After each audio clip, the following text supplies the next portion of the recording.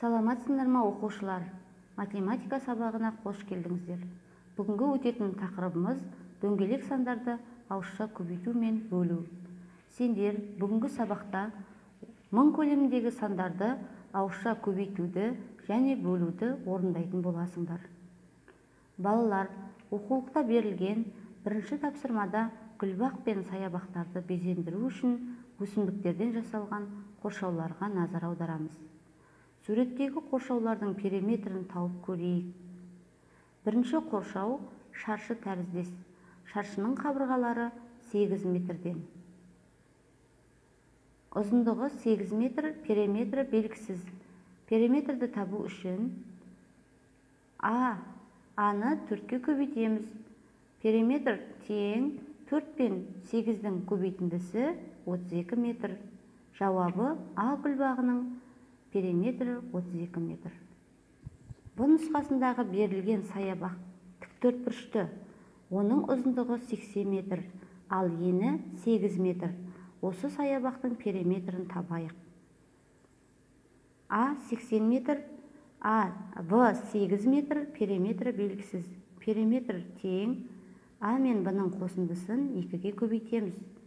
80 мен 8-ның қосындысы 88. 88-ді 2-ге көбейтеміз. Периметр тең 176 метр. Сонда бұл нұсқасындағы саябақтың периметрі 176 метр екен. С нұсқасындағы саябақтың ұзындығы 20 метр, ені 10 метр екен. Олай болса балалар, осы саябақтың периметрін табайық. Ұзындығы 20 метр, ені 10 метр, периметрі белгісіз. Периметр табу үшін ұзындығы мен енін қосып, оны 2-ге көбейтеміз. Периметр тең 20 мен 10 сандарының қосындысын 2-ге көбейту. 20 мен 10 санының қосындысы 30-ға тең. 30-ды 2 санына көбейтсек 60 метр. Сонда балалар, С нұсқасындағы саябақтың периметрі 60 метр екен. Балалар, оқулығымыздағы өзіндік жұмыс ретінде берілген екінші тапсырмаға назар аударайық. Берілген өрнектерді салыстыру. 200 бен 3-дің көбейтіндісі артық 450 мен 50-дің қосындысынан. 670 пен 6 санының қосындысы артық 2 мен 300-дің көбейтіндісінен. 742 мен 8-дің қосындысы кем 400 бен 2-ның көбейтіндісінен. Балалар, келесі екінші, үшінші бағандарды ары қарай өз бетімізше орындаймыз. А нұсқасындағы кестедегі белгісіз көбейткіштер мен көбейтіндінің мәнін табу керек.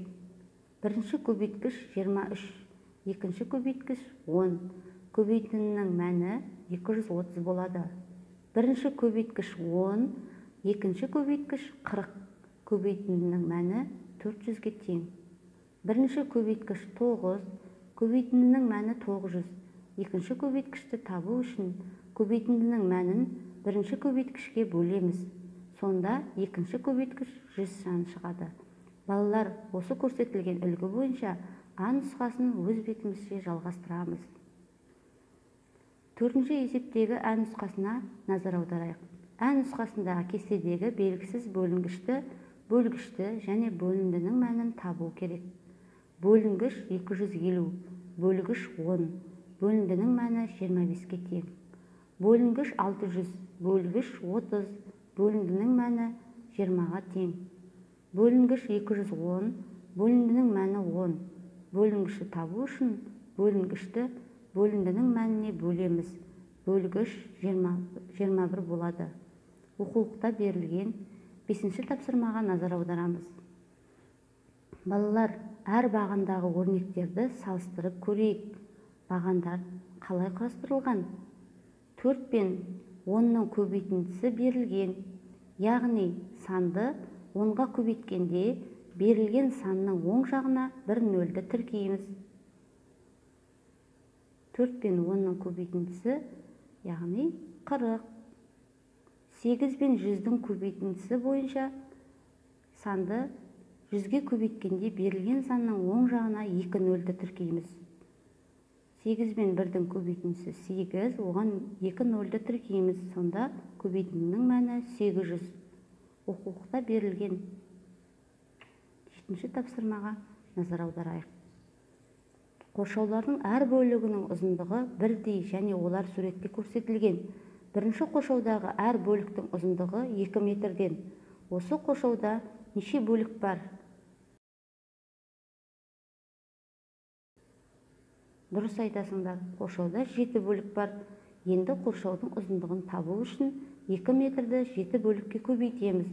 Сонда қоршау ұзындығы 14 метр екен. Келесі, екінші қоршаудың әр бөлігінің ұзындығы 3 метрден. Бөлік саны 4-еу.